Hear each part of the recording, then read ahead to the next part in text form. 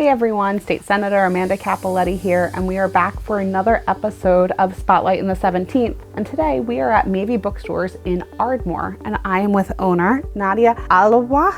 There we go. Wonderful. It's nice to see you, Nadia. Thank you so much, Senator, for coming here. We're so excited and happy for you to visit Mavey Books. We're excited to be here, a woman-owned bookstore, and I love a book. I think everybody knows that by now. So tell me, what inspired you to open a bookstore? Yeah, well, Mavey Books is about to turn 2 years old in April, and what inspired me sort of to open up Mavey Books, I love books. I grew up with books. I raised my children on books, literally speaking, and then I love community and meeting people. So I wanted to do something where I could use like my love for business also, business skills was something that I really loved at this stage of my life. So that's how Mavey Books sort of came to be.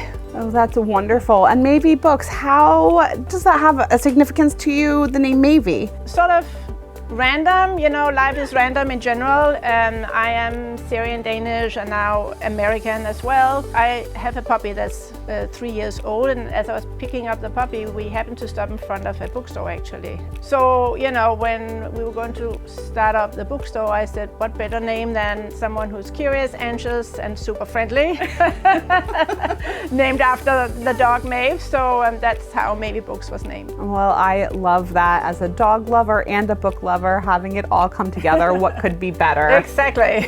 Wonderful. So you said that you also wanted a space that could develop community. Yes. And bookstores are known for that, but Absolutely. What do you do here at Mavey Books that helps build community? Yeah, so first of all, we try to make friends with our customers. Sure. So that's sort of, the base for what we are doing here. But we also have book clubs. We just get super cozy. We bring out the chairs and we sit together and we do book clubs. We have 4 or 5 different book clubs every month. And that has been a lot of fun for all of us, since we tend to pick different kinds of books and read different genres. We do author events. We have a panel with 3 authors coming up in a few weeks. Oh, wow. And that event actually we're doing over at Char and Stave, a cafe in the neighborhood. So we love to work with area cafes. That sounds like so much fun. Yeah. That's a great way to engage with the community and Totally. keep people coming back for more. And people, they ask us, when are you doing this? When are you doing that? And we're like, yeah, sure. It's so much fun anyways to do. Having an indie bookstore is not just about selling. It's really about making connections and of course matching up the right books to the right person as well. Yes, that is incredibly important. As somebody who loves to read, people are always surprised to find, Charles Dickens and some of the really old classics on my shelf. But amazing. As a teenager, I love to read those books, and I've evolved a bit, but that's really where the root of some of my love comes from, is that old kind of historical literature and activism that they used literature for. And it's my understanding on your website you have that I believe literature or reading is a political activity. Do you want to talk a little bit about what that means to you? Yeah, of course. I mean, reading the right books is definitely educating yourself on resistance, on understanding what democracy is, what freedom is, how you play a role in this whole, world that you live in, community that you live in, even in your own home. So books are very, very empowering in that manner.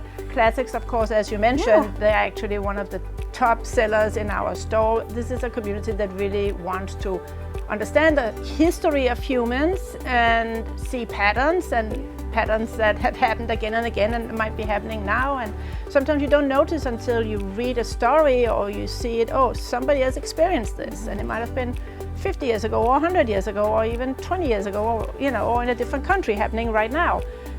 So that's super interesting and something we try to really emphasize on. So Nadia, as the owner of the bookstore, and I'm being involved in probably all the book clubs, what are you reading right now that you would recommend to everybody? So a couple of choices, a couple of books that I'm reading right now. I just finished reading a really fun thriller called Best Offer Wins, which is written by a debut author, and it's literally it just took off. And that one is just a really fun read, where a few pages in you're like, oh, that crazy person could actually be me. So, you know, it's about real estate and wanting what you can't have easily. So that's a good one. And then there's another book where we did an event with the author a few months back. It's called Soul Crop. It's a dystopian sci-fi kind of story that's also a family saga. It brings in, you know, the effects of the environment when we don't take care of all the good stuff that we have out there. So that book is a ride, definitely. Yeah. So a few different things. And yeah, so I'm actually also reading, I do have to say this, I am in the middle of also reading Pachinko. Wonderful. I'm gonna have to put that on my my nightstand sometime soon, is where my books all go. Wonderful. As a small business owner, what is it that I can do as an elected official, or that people who are watching can do to help small businesses like yours thrive and continue to be the backbone of our communities? Small businesses can only survive with the, you know, the sales and the relationships that we have with customers. We do not have corporate backing, you know, we don't have huge funds. It's really funded by the individual people, and in this case, you know, it's funded by, you know, a female owner, right, as are many of the other stores as well. Yeah. So, you know, yeah. And spreading the word. Yes. Going on social media, you know, sharing, if you go attend events, you know, share that. Share the joy of why you and everybody else loves shopping at these smaller places that are individually owned.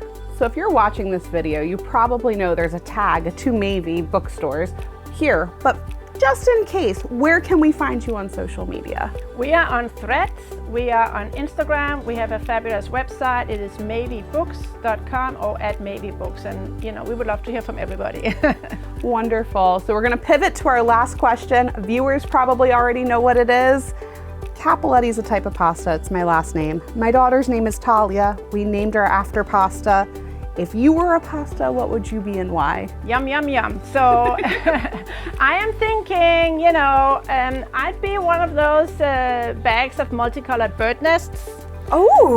You know, like there are many different facades to me, but in the end, you know, once you pop me into the water and, you know, see what unfurls right there, I'm pretty straightforward.